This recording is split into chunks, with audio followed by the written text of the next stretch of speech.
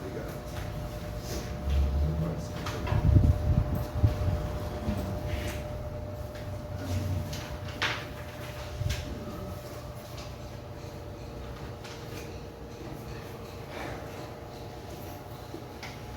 Bom dia a todos, que a paz esteja com todos vocês. Amém. Amém.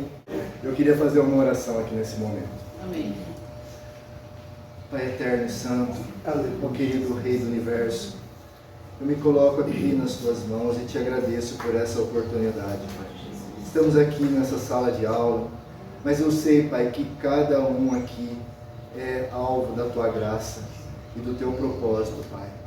Por isso eu me coloco aqui diante de Ti nas Tuas mãos, humildemente reconhecendo a minha debilidade e a minha incapacidade. E dizendo a Ti, como sempre te digo, o quanto eu sou dependente de Ti, o quanto eu preciso de Ti.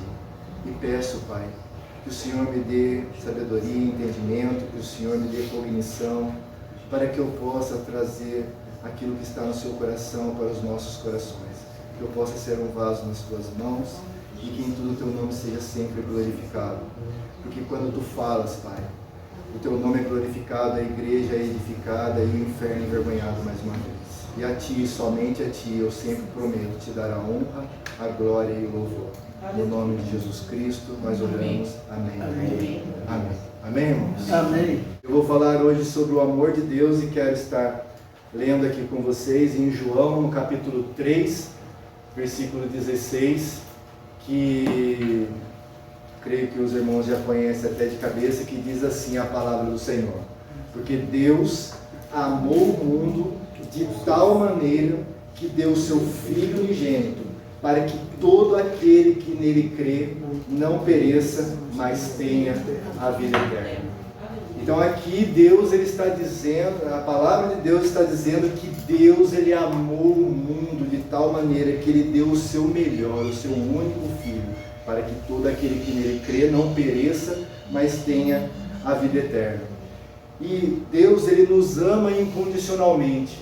O amor de Deus, ele vai além de tudo e qualquer coisa que a nossa mente possa perscrutar. Porque a palavra de Deus disse que Deus, com amor eterno, Ele nos atraiu e nas palmas da sua mão Ele nos tem gravado. Amém? E eu posso dizer aqui que Deus, Ele criou tudo, todas as coisas, inclusive o homem. Mas quando Deus criou o homem, Ele o coroou de honras, de glórias e de autoridade. E colocou ele no jardim do Éden para lavrar e para guardar. Mas como nós conhecemos a história, eu quero ser breve aqui, nós vemos em Gênesis 3 que Deus, tendo dado isso para o homem não cumpriu aquilo que Deus o tinha pedido, tomou do fruto da árvore do conhecimento do bem e do mal e pecou contra Deus. Mas quando ele fez isso, nós entendemos que o homem, ele quebrou a aliança que ele tinha com Deus e fez uma aliança com o inimigo de Deus, estendeu a mão fazendo uma aliança com o inimigo de Deus e virando as costas, e recebeu sobre si a natureza do pecado que se perpetuou por toda a descendência. E mesmo diante disso, Deus ele entra em providência para resgatar a sua criação. Em Gênesis 3,15 diz: porém inimizade entre ti e a mulher, entre a sua descendência e o seu descendente, este te ferirá a cabeça e tu lhe ferirás o calcanhar. Que é o texto que é dito como proto-evangelho. Lá no jardim do Éden, Deus já estava dizendo que ele traria o descendente da mulher, que pisaria a cabeça da serpente, ele seria ferido no calcanhar, mas ele destruiria o poder da serpente. Amém? E nós vemos isso, hoje nós estamos vendo o cumprimento dessa promessa. Nós vivemos a realidade dessa promessa, porque Jesus é manifesto. Amém?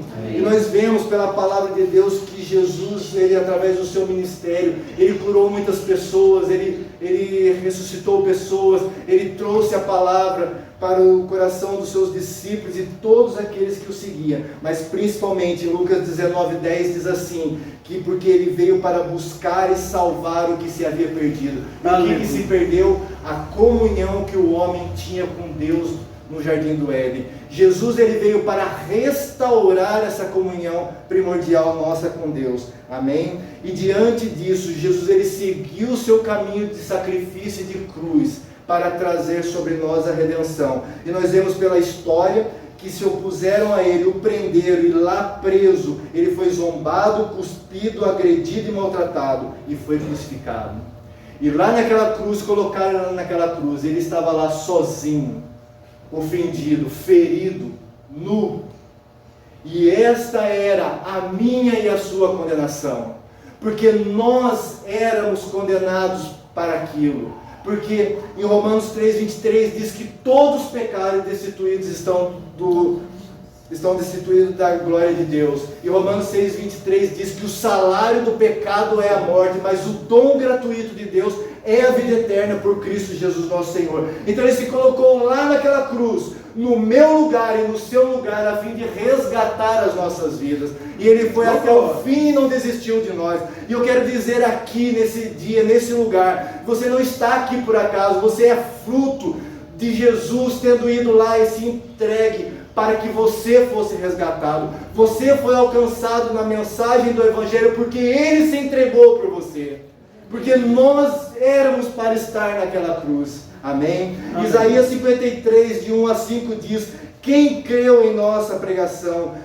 A quem foi revelado o braço do Senhor? Porque foi subindo como um renovo perante ele, como raiz de uma terra seca. Não tinha aparência nem formosura. Olhámo-lo, mas nenhuma beleza havia que nos agradasse. Era desprezado, mais rejeitado entre os homens, homem de dores, que sabe o que é padecer, e como um de quem os homens escondem o rosto, era desprezado, e dele não fizemos caso. Certamente ele tomou sobre si as nossas enfermidades, e as nossas dores levou sobre si. Nós o reputávamos como aflito, ferido de Deus e oprimido, mas ele foi transpassado pelas nossas transgressões e moído pelas nossas iniquidades. O castigo que nos traz a paz estava sobre ele, e pelas suas pisaduras fomos sarados.